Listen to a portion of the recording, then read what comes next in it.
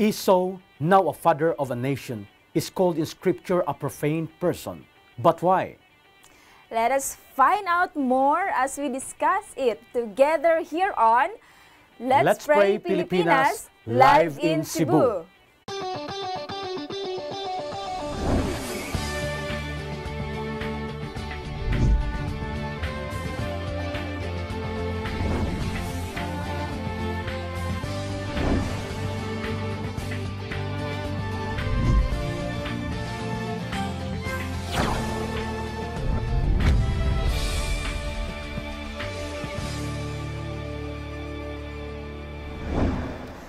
Great is thy faithfulness, mga kapaglaom, because His mercies are new every morning. Pagkanindot gayod, mga kapaglaom, o kapaglaom Giselle, good morning diya kanimo. Good morning, Nindot Pastor. kayo atong buntag nga niining kabuntagon, Yes. mga higala, mga viewers, o nianasad kita sa laing segment niining Let's Pray Pilipinas. That's right. Atong kumustahan atong mga kapaglaom who are watching and praying with us today. Yes, but before we continue and as we start this program, akong ginahangyo ang tanan nga magaampo kita atong iduko atong mga ulo. Let's have this opening prayer before we start. Magaampo kita. Gamal nga Dios niini nga kabuntagon, dako amo pasalamat sa imong proteksyon, imo kami giampingan o gitagaan niining panahon nga makahiusa sa pagampo ug sa pagdala sa among mga suliran diha sa imong trono sa grasya. Panalangin kini among programa ug ang tanang mga viewers, ibuobo Ginoong imong panalangin sa ngalan ni Ginoong Hesus nga among manuluwas. Amen. Amen. Thank you so much for your prayer, kapaglaom Pastor. And mga kapaglaom, live kita karon ni ining matahom nga adlaw dinhi sa atong studio nga nahimutang dinhi sa Central Philippine Union Conference ug among ginapaabot ang among matahom nga panimbaya dinha kaninyo mga kapaglaom sa ato mga prayer partners and prayer warriors out there gikan sa Luzon, Visayas ug sa Mindanao. Maayong adlaw mga kapaglaom, and of course malipayon kami nga amo kamong makauban sa sulod na pod sa 30 minutos kauban si kapaglaom Pastor to pray and discuss this very important discussion later on mga kapaglaom. And of course, kung kamo nagalantaw sa inyo nga local antenna, dinhi sa Subo Channel 25. And of course, kung doon na kamo GSAT, naglantaw kamo din sa inyo nga Channel 37, maayong adlaw. And of course, you can comment down sa itong comment section kung kamo naglantaw via FB Live, mga kapaglaom. You can also call us today. You can send your prayer requests and praise reports sa itong mga hotline numbers nga makita ubos sa inyo nga TV screens, mga kapaglaom. And we will be glad praying and praising our God with you, mga kapaglaom. Dayon sa walay paglangan atong pagbasahon ng atong first batch of prayer requests. Mga kapaglaom, dunay prayer request din hiya. Sa atong sender 9033, iyahang ginapaampo ang iyahang asawa kapaglaom Pastor yung hinaot wala na ang sakit sa iyahang mata, no, nga maulian na kini. Gikan kang Sister Susan Mila of Imelda Mondragon Church, mga kapaglaom. Iyang paapil po, doon natay sender din hiya 4298, mga kapaglaom. Iyang prayer request alang sa iyang higala nga si Frechi Pangaldin tungod kay nagalisod kini ginhawa kapaglaom Pastor, hinaot nga maulian na po siya, no?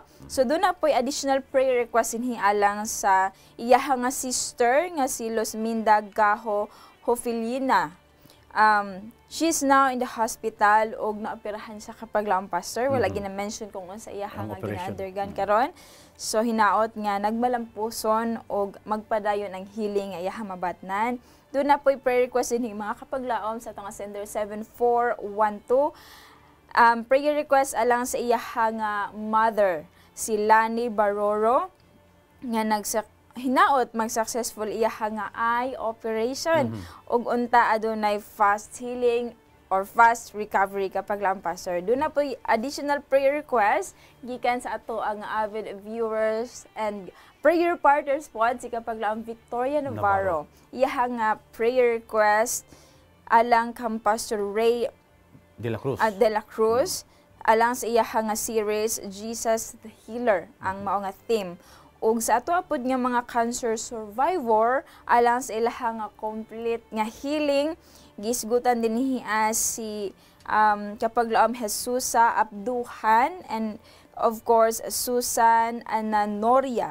Nagpasalamat siya tungod kay ato po siyang maubanan sa pagampo ni ining ato mga kapaglaom. Doon na po additional prayer request ni kapaglaom pastor gikan kang Merlin Magsipok, mga kapaglaom atong tabangan iya nga family og ampo ilabi na gyud sa iya nga daughter si Hani Huson ug labi na gyud kang sister Betty Magsipok nga nasa Saudi nga nagsakit hinaot nga maayo na siya. Mga kapaglaom, mga prayer partners, let us pray together with kapaglaom Pastor Quinto. Atong iduko atong mga ulo, atong ampuan kining mga prayer request nga gipadala kanato. Let us pray. Gamanon nga Dios niini nga kabuntagon nagahiusa kami sa pagdala ni ining mga suliran, mga hangyo sa imong mga anak sa naglain-lain nga dapit sa kalibutan.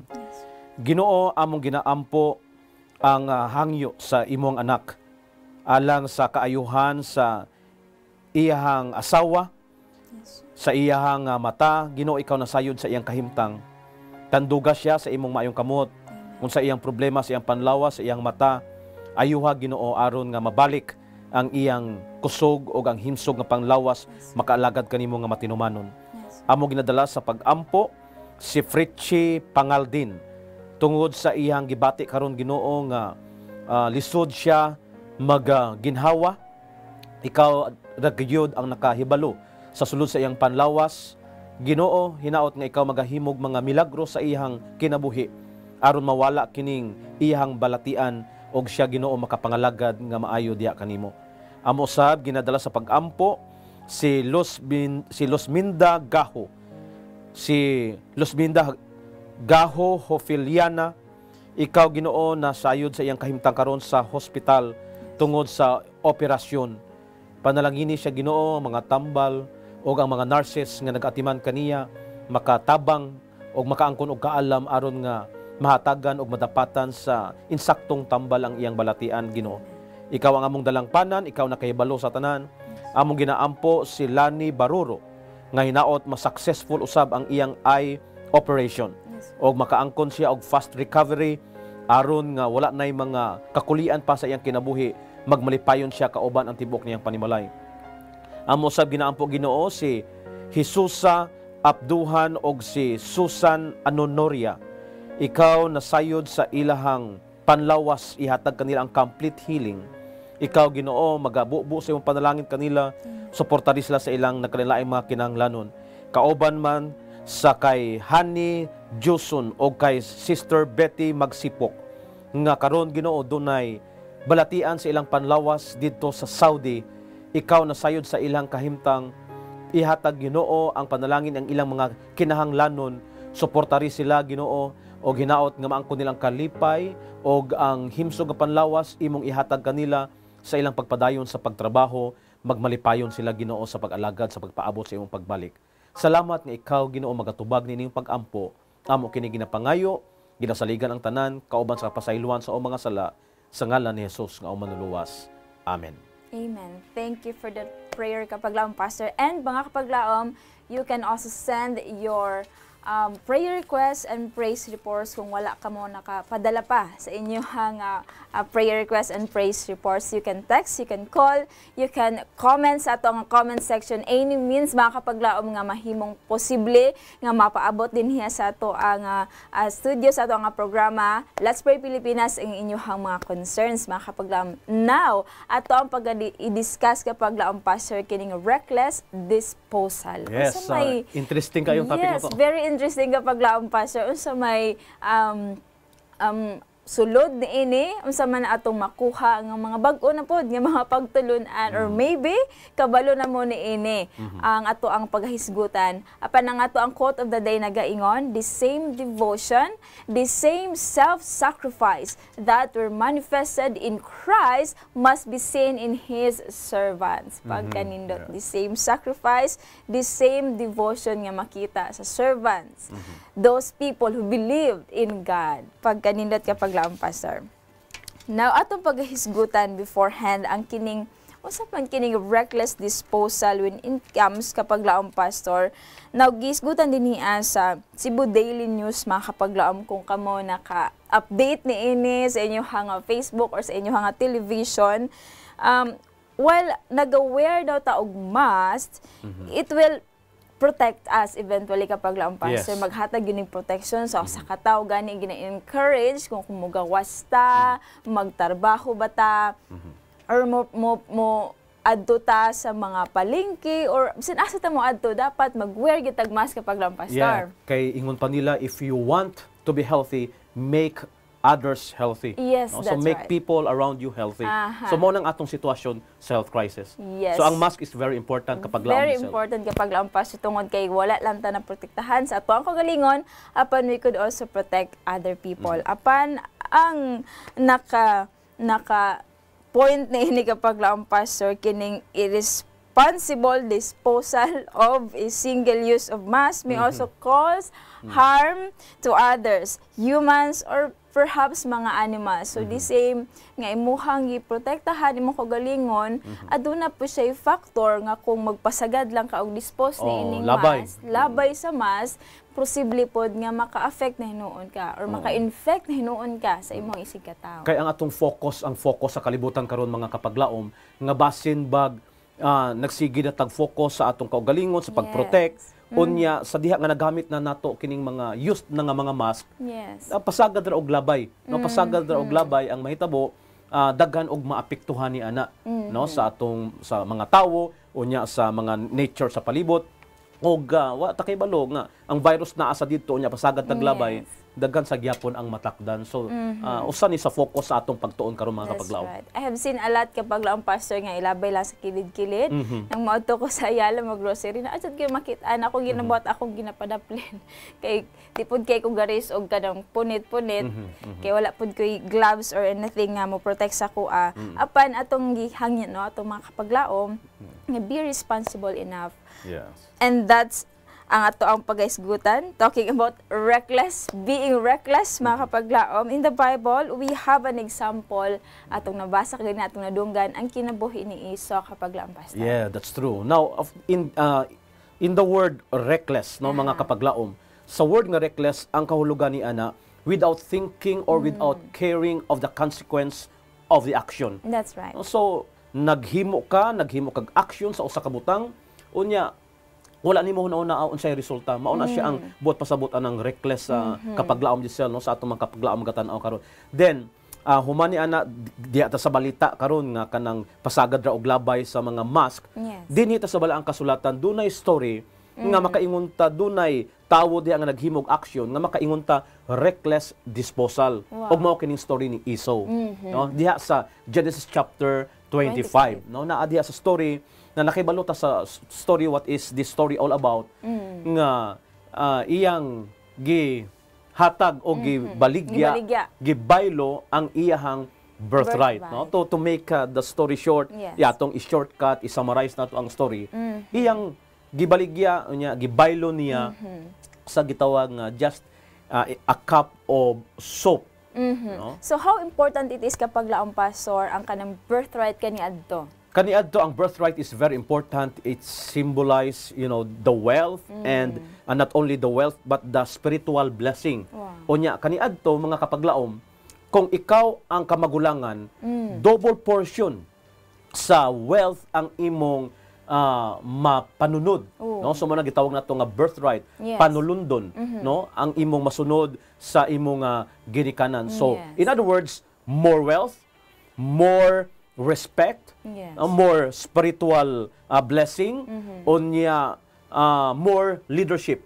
You will be the leader, no, nga mosunod sa imong ginikanan. So that is how important the birthright is during the time of the Bible characters sa atong karaan nga kalibutan mao nang kwan. So how privileged gyud kapag laom pastor nga kung ikaw na taw kinamagwangan kaniadto no dako kay ka nga privilege nga makuha nimo isip ikaw ang elder or ikaw ang ang eldest sa inyo nga family. So sama ni Iso, apan ang hitabo niya kapag laong pastor sa imong gisgutan iyang gibaligya no? Iyang gibaylo niya, gihatag niya sa iyang igsuon mismo nga si Jacob. Actually ang iyang igsuon kaluhan niya na, no? Yes. Kung hunaw-una to makapaglaom kaluhan niya. niya. It happened nga sa paggawas ni Iso, siya ang sa paggawas aning kaluha, ang nauna si Iso. Yes. No, so makita nato kaluwa sila, they are twins, pero nauna gawas si Iso. Unya kung atong basahon ang detalye sa maong istorya, pagawas ni Iso, nagsunod si Jacob. Ang ilang description kini si Iso is hairy, no? Murag pulahon siya, unya balahiboon, unya pagawas niya ang nagsunod si Jacob, nagaingon pa diha nga si Jacob nagagunit sa tikod, no, kay kining holding the heel, no, ni Esau. So kadang ana jud ba, pero kay nauna man tong usa, isa ra man jud ang ideklarar nga kanang eldest. So si Esau jud ang una. Now example kining si Esau, he is hairy, ingon diri sa balaang kasulatan, unya ang ngalan nga Jacob also means following after, heel catcher, supplanter, no? So mao na ang iyang nga pangalan. Then as in the process of time sa ilang paglagko, lahi-lahi sila og mga interest, mga kapaglaom. Si Jacob and Esau, lahi-lahi sila og mga interest. Hunter si Esau, si Jacob kining diara sa balay. Unya mo garden-garden, niya na unya quiet siya nga klase ka tawo. So naay, in other words, dili sila identical. No, dili sila identical. So may imagine ako ang kaning ang pagka nasayangan si Jacob sa iya nga katong nga time nga imbis at the same time nga sila unta ang eldest, no, but it happened kapag lampas mas nauna si Esau. Ako mo feel nga kana bang nganong siya may nauna, may pag ako na lang unta ato murag ana ba. Naay mga record in the Bible kapag laom Giselle sa ato mga kapag laom katan-aw karon nga even wala pa matawo ang usa ka kinakabata naanay gisulti about what will happen to them. So the same with Jacob and Esau, gi-mention na diha nga two kinds of people, no, something like that. Then makita na nato nga murag naanay unsa ni naana sila challenges no sa ilang duha, no, so murag gi-predict na ba. So some of us before ta maborn naana day mga prediction, ang uban gani sa balang kasulatan gipanghinganlan na, and this is what really happened to them. Nga ang isa ingon sa balang kasulatan before they were born will be strong. One of them will be strong. So wala gisulti nga katong ang panganay ra or ang kamagulangan ra ang mahimong kusgan jud. So mao na siya ang nahitabo. Then we know the story sa ilang interest nga hunter si Esau, unya atong paspason ni siya nga story kapag laom ni Sel, nga pagpauli gigutom kayo siya, unya wala na siya gunahuna, ang iyang gunahuna it is the present time only nga gapangita siya pagkaon. Na come what may, whatever will be the cost, basta makakaon siya, nga iyang gibuhian nga sige kining bisa kuha na yung birthright, no, kuha na kay basta makakaon ako kay murag mamatay nako, something like that ang nahitabo nga iyang gibaylo. So wala niya giunaw nakapaglampas, sir. What would happen in the future nga iya nitong gihatag, give niya ang birthright. So nahimo siyang reckless mga kapaglaom. That's something very important for us nga kung unsa day nga ato ang gina-decide today, do na dinhi dako nga effect, no, sa future mga kapaglaom. So atong gina-encourage yun nga this is mga very important decisions atong kinabuhi, ato ginang hatagan og higayon nga hampuan, atong hatagan og higayon nga makaistorya ta sa Ginoo kung unsa gid ang will sa Ginoo, di lang kay magpasagad lang tag decide, no, without asking the will of God. Yes, kini pod siya nga story ang uban ani gitawag nila sila kapag laom Giselle nga the hungry belly and the birthright, no. So the hungry belly and the birthright. So pag abot niya nga gutom kayo siya, he was just thinking of the present time. No, nga the present or the present situation, the present satisfaction, and those are just temporary things. So he's not thinking about the future. Nga usahay kita murag ing anak sad taba. No bahala na tanan diha balag unsa inyo diyang palabot. Inyo na basta karon malipayon na ko. That's No? So right. ingan ang atong situation mga kapaglaom.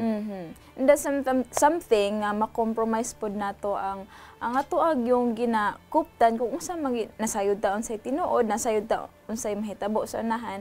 Pero ang ato magkung unsay na kapaglaom pastor ang karon lang, Yes. no? Ang unsay nagmatter karon unsay importante karon mora na siya. Basta malipay ta, masatisfy, Yes. maangko nato unsay kwan at the present time wala ta gunahuna sa future, Yes. especially ang mga langit ng mga butang. Yes, that's right. Mga kapaglaom, very important. Ato ang i-control ang ato ang mga inclination, no? Atong i-control ang atong emotion gani ginisgutan kapaglaom pastor nga dili daw ka mag-decide when you are happy, when you are sad, when you are very hungry.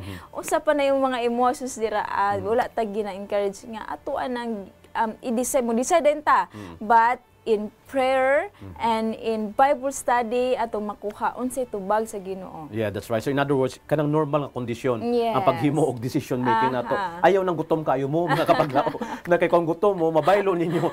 O bisan pa ang mga lagko nga mga butang. Can you imagine gi-exchange ni Esau ang dako kaayo nga panulundon just with a what? A bowl of soap. No? So sa ato asad ba na ilangit ng mga puloy-anan, na ay kaluwasan, na ay eternal life, Yes. basin baya gibaylo ra nato kini sa temporary nga kalipay niini nga kalibutan. Yes, very important gid kapaglaom pastor now.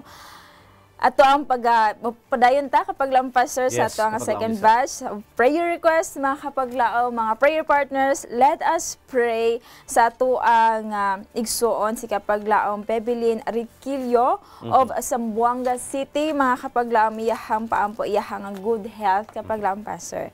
And of course, yun na po tayo prayer request mga kapaglaom alang kang or gikan sa itong sender 0810 makapaglaom ng hangyo siya pag-ampo sa mga kapaglaom, mga member or mga church member din haa sa Muntinlupa Central SDA Church. Nahangyo siya nga ato pong i-appeal si Brother Joel Torre nga na pud siya balatian kapag laom pastor og medyo na seryoso na gyud ang iyahang mga balatian. So hinaot nga ato siya matabangan sa pag-ampo. Aduna po'y prayer request hiya gikan sa atong sender 9362 mga kapaglaom. Let us pray nga right now si kapaglaom Shilden nagahulad sa usa ka dako nga milagro gikan sa Ginoo kapaglaom pastor miracle. Nasa karon sa hospital og naasa iya ginapagpatawag sa iyang doktor og really in need of our prayers mga kapaglaom alang kang kapaglaom shielded. Og doon na po'y prayer ko sinhiya gikan sa atong sender 2680 nagpaampo siya alang sa iyahangan neighbor. Nindot nga pag-ampo na nga bisan imong neighbor na appealing mo pag-ampo si kapaglaom Edwin Agoncillo nga suffer siya og Parkinson's disease kapag laang pastor. Unta mamaayo na siya og adunay panalangin sa tibuok nga pamilya labi na gyud sa ilahang paninapi kapag laang pastor mga financial problems nila og labi na gyud ang pag-eskwela pod sa ilahang mga kabataan. Very challenging gyud ni kapag laang pastor. And we have to answer prayers kapag laang pastor atong pagaisgutan din hiya. Adunay gipadala si Mary Ann Malinaw answered prayer tungod kay na day off na siya sa iya nga Saturday nga pagtrabaho kapag laong pastor. Congratulations. Wow, congratulations kapag laong Mary Ann. We are so happy nga natubag imong pag-ampo ug hinaot magpadayon ni no. Yes. In the long run nga ipangayo niya sa Ginoo jud. Yes, ipangayo gini sa Ginoo. And of course, daghan po mga kapaglaom nato nga nagahandom niini. Just pray, no? Just like kapaglaom Mary Ann. Another answered prayer kapaglaom pastor, nagpasalamat siya sa Let's Pray Pilipinas, ang ato mga kapaglaom, nga makauban na daw siya og flight, ug mga adlaw instead sa August 1 pa. Wow, praise God, no? Sa atong pag-aampuan ang atong mga prayer requests, kauban si kapaglaom Pastor Lowell. Okay.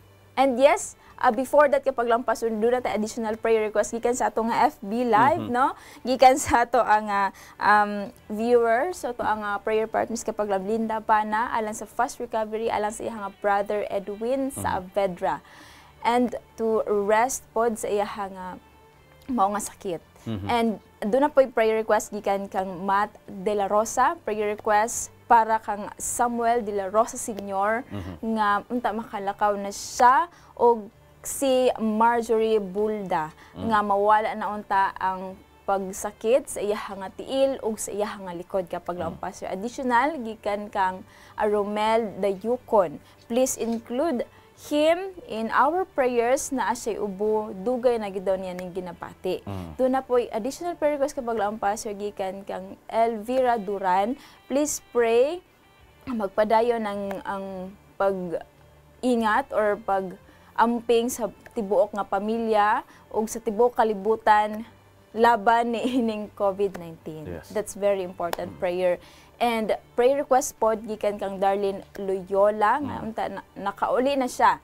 Makauli siya nga safety, or nakauli na gid siya nga safety. Nagpasalamat siya, so, prayer of thanks ni. Yes, salamat kaayo nga imong mikipibalo kapag laom. Og nagpasalamat po siya nga nabasa iya nga prayer request og na-answer iya nga ang iyang pag-ampo nga nakauli na siya sa Janssen. So, hopefully, walay mga problema sa ihang mga testing dito. Yes. So, let us pray with Kapaglaom Pastor. Sige, mag-aampo ta mga kapaglaom. Gamhanan nga Dios niini nga kabuntagon among ginadala sa pag-ampo kining mga prayer request karon. Among ginadala Ginoo sa pag-ampo si Bibilin Riquelio sa Zamboanga. Ayuha siya Ginoo, ihatag kaniya ang ligon nga panglawas sa iyang mga gibati karon aron nga mabalik Ginoo ang iyang kabaskog ug makaalaga diha kanimo. Among ginaampo si Brother Joel Torre, ikaw Ginoo nasayon sa iyang balatian, ayuha siya Ginoo. Kauban ni Sheldon nga nagapangayog milagro karon Ginoo nga naa siya sa hospital, kun unsa iyang sitwasyon ikaw lamang ang nasayod, apan diha kanimo wala imposible nga butang, walay balatian nga dili nimo maayo. Ayuha siya, ihatag ang milagro, ipakita imong gahom Ginoo, pinaagi sa iyang kaayuhan. Amo usab ginaampo si Brother Edwin Argoncillo nga dunay siya'y balatian nga Parkinson, ikaw nasayod sa iyang kahimtang, ayuha siya Ginoo aron nga magmalipayon siya kauban sa iyang panimalay. O amog niya dala ang prayer of thanks diha sa imuha nga trono tungod sa imong pagtubag sa imong pag-ampo, imong gitubag mga pag-ampo, mga hangyo ni Mary Ann Malinaw og ni Darlene Loyola og ni Darlene Ginoo tungod sa siya nakapauli na, og si Mary Ann imong gitabangan Ginoo nga nakaangkon siya day off nga wala natunong sa adlaw ipapahulay nga siya makasimba na. Salamat ni ini mga pagtubag Ginoo sa ilahang mga pag-ampo.